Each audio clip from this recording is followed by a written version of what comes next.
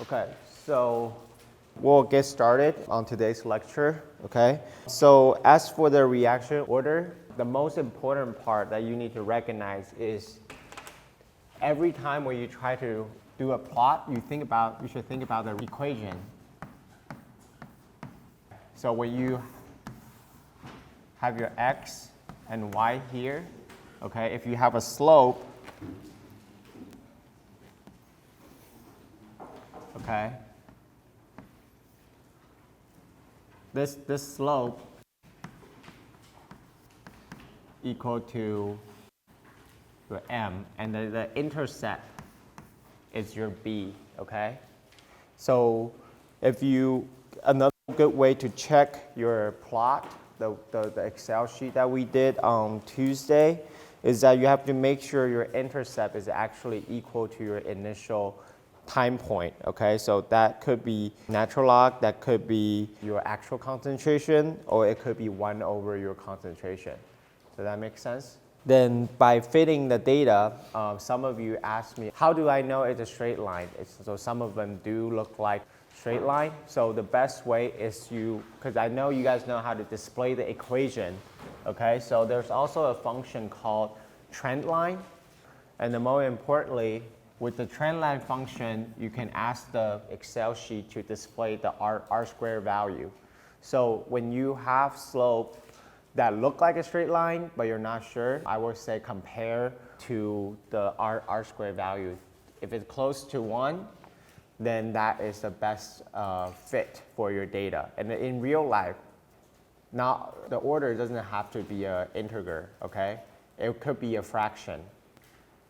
All right, so last time we had quiz, okay? And I wasn't very clear in terms of what I'm asking for, but I think whenever you see a problem, you should think about what kind of equation you can apply, okay? And then so usually we will have a list of equations at the beginning of the exam, but then you can look at what parameter you have, okay? I know the top part said reaction, expression, and rate order, so a lot of you are calculating order, but that's not actually what I want. I was hoping you guys could calculate the rate, okay? So when we're talking about rate law, so the definition for rate law is how is your rate related to the concentration of your reagent, okay? But when we're talking about rate, it just generally tells you what the change in concentration over a period of time. And I noticed several of you did not really think about the rule when we calculating the rate. So in chemistry, normally we will do product minus reactant, okay? So we always use a later time point to do the calculation. So this will come back over and over and over. You will see product over reactant, okay? So you have to remember that. So in this problem, obviously I don't have rate, okay? What you can do is, if you remember this equation, the quiz was aiming to test whether you understand this equation or not. Can everyone see this? Okay, so remember when you are on the reagent side, you should have a negative sign because your reagent is being consumed over time. When you are talking about the product, you will have a positive sign, okay? Okay, so like I said, the change of A, so in this case, that would be, if we have SO2, that should be final minus initial, okay? So, okay, so that makes sense? Okay, and then noting that this equation has been balanced, okay? So you should have 1/2 when we're talking about the rate. You should have 1/2 in front of it. Okay, that makes sense? Okay, so some of you may be confused, like when we determine the reaction order by the experimental data. okay? So when we write an expression, you simply think about, okay, you have a K, okay, that's the reaction constant, times your whatever reagent that you have, okay? So if you want to look at how much is being produced, you can simply write K times SO2, and then when we express it, we can have a square up there, and then times concentration of oxygen. And that is fine, okay? Because there's something called experimental rate law, okay? So then you can change the order. Writing down the expression is just to describe the system. You don't have to worry about whether it's right or wrong, okay? And then now we will talk about a few examples, because I think you guys have problem with the steady state approximation. Okay, so I'll encourage you guys to read the chapter 16, because this is to show you, okay, if you don't read the book and come to my lecture, it's going to be very difficult to understand, okay? So I hope in the future you guys can start reading the book. Okay, so let's look at the problem on the page 723. Okay, so like I said, if you want to write the rate, don't worry about what the actual order is, okay? So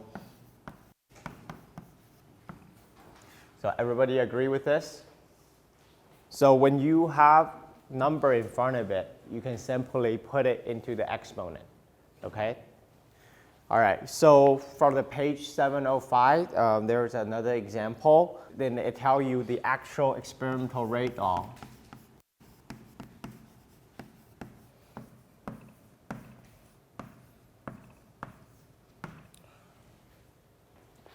Okay, so that is a bit strange, right? How this doesn't agree with what we already written down. That's okay, okay? So you just need to follow the rule. When we ask for rate, you can say this is the expression because this is my final equation. But the actual rate determined by experiment can be different. That's fine. So if we think about the mechanism, so sometimes people will propose several mechanisms for a reaction like this. We will have reaction intermediate, which are the substance that would not show up in your final equation. These intermediate can vary, okay? And then not all the proposed intermediate are correct. It has to be determined by experiment, okay? So if we look at the stepwise mechanism of this equation,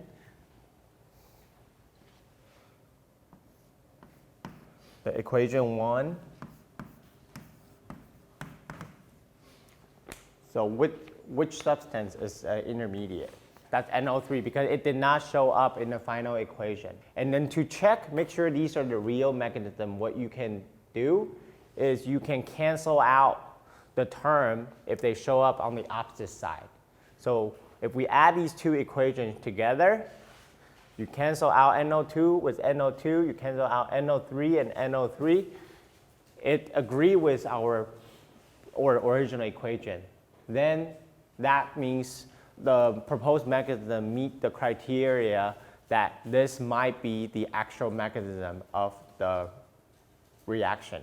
All right, so like I said, if we looking at the equation 1 and 2, and if we want to write the rate law for it, so for equation 1, we can write down, okay, so, or you can do the square, okay? So then this is the second rate. So in this case, as soon as NO3 is formed, it's rapidly consumed by the CO, go through the second equation and producing NO2 and CO2.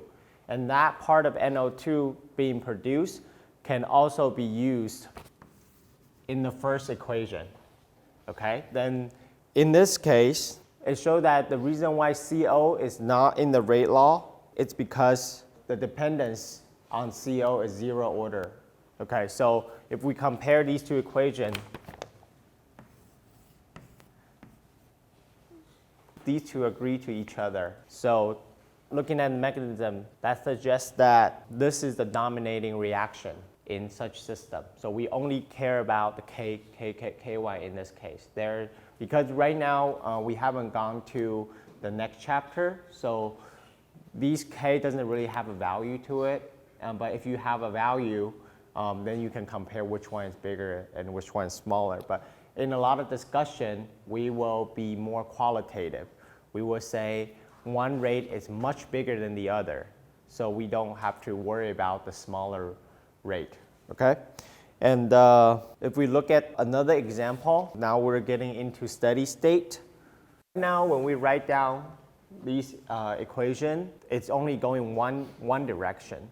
But in real life, a lot of reactions are reversible. So you always have a backward rate constant. And I think the book, this version of the book, it could be a little difficult to understand because it doesn't put the K in the equation. So sometimes you wouldn't know, okay, where did this K come from? So whenever you see in an arrow, you can put a K on it because everything has a constant.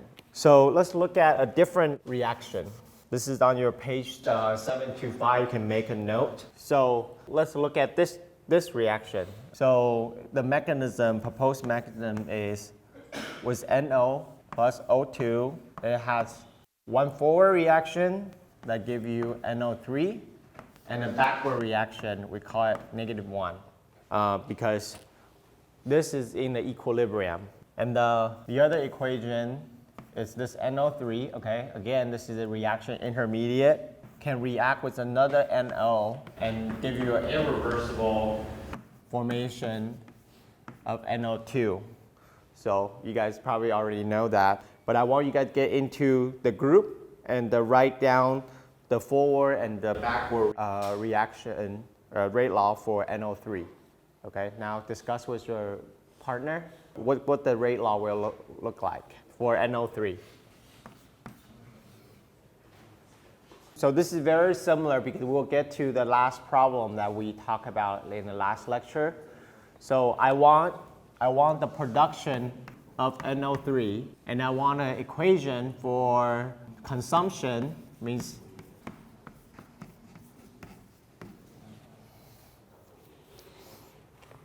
so I guess you guys already have the answer, right? So if we look at this equation, again, we just simply K1 times NO times O2, okay? And the backward is simple. It's just K -1 and NO3.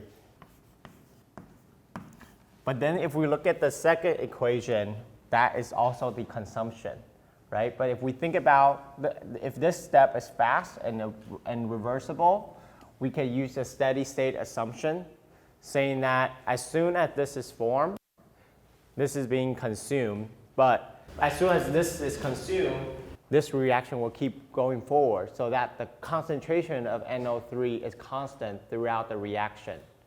Okay, so then we can equal these two, okay, because they both describe the concentration of NO3 in such system.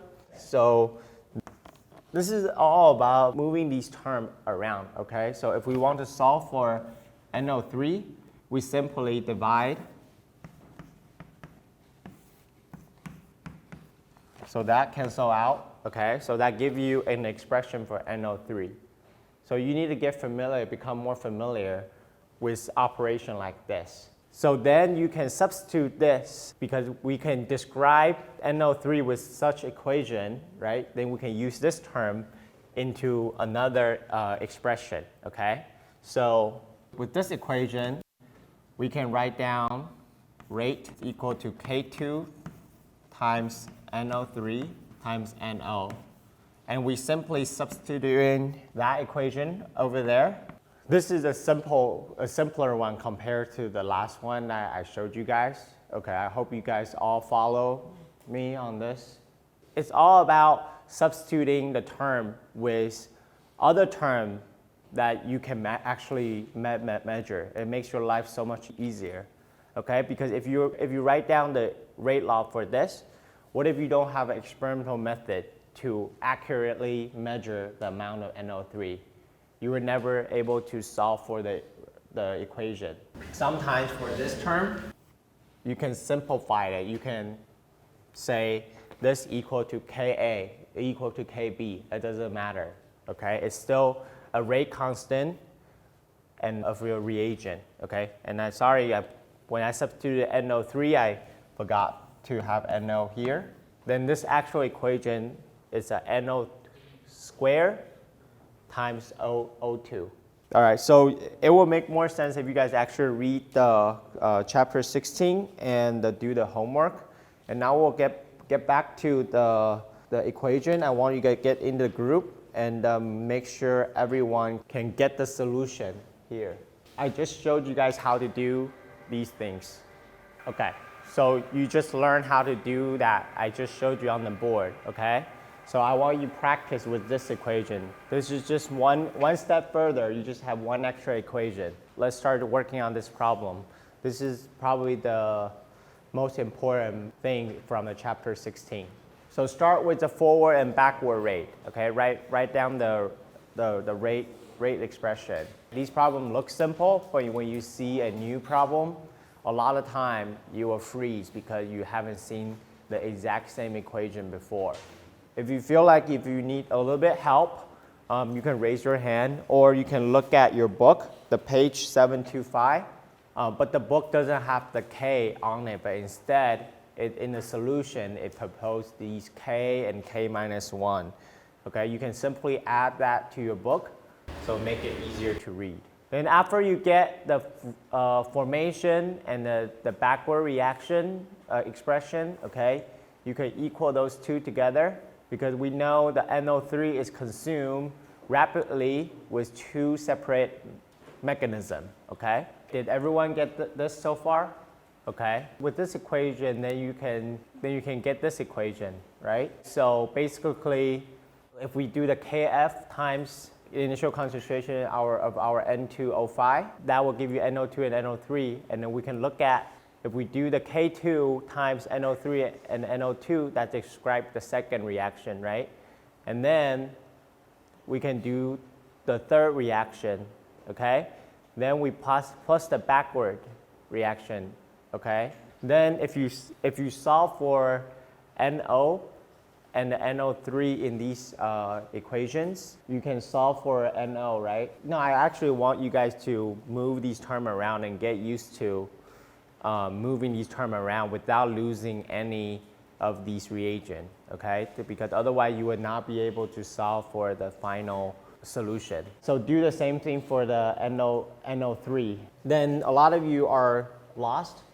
Last lecture about how do I get the final equation. So when we talking about O2, okay, it's simply will be this equation, okay? So it's K2 times NO3 and times NO2. That's where the O2 could come from, right?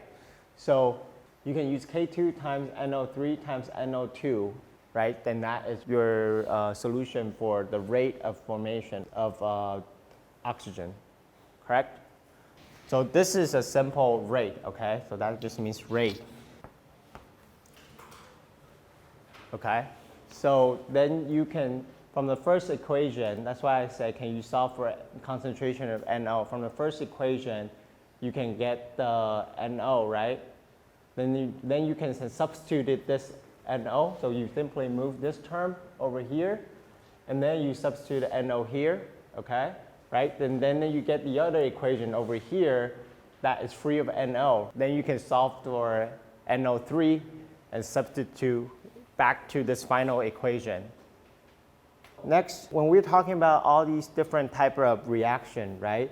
In real life, these reactions are reversible. So the most important concept in general chemistry is how you can use mathematical expression to describe what we are seeing, to describe the behavior of chemical system.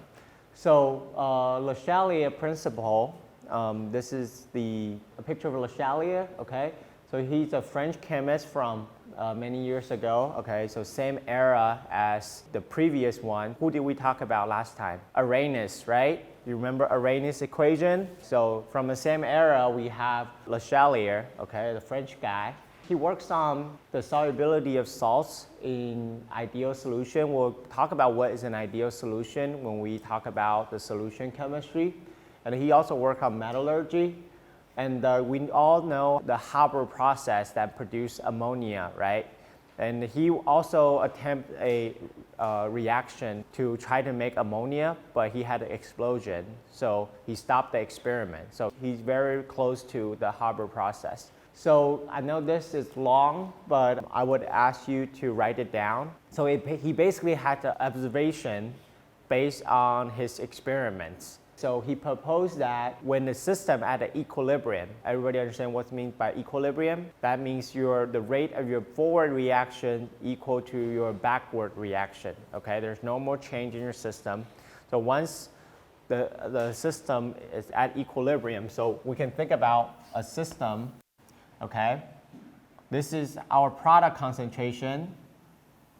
This is reagent concentration. And that's our product concentration over time. Where the equilibrium point would be, if we look at this plot. This will be somewhere over here, right? We can draw a line. When the concentration of product and the reagent no longer change, that's called the equilibrium point. When we are at the initial stage, the concentration are not the same, but the reaction itself is dictated by an equilibrium constant, okay? So when we first put in a reagent in our system, the system is not happy, okay? It wants to produce the product.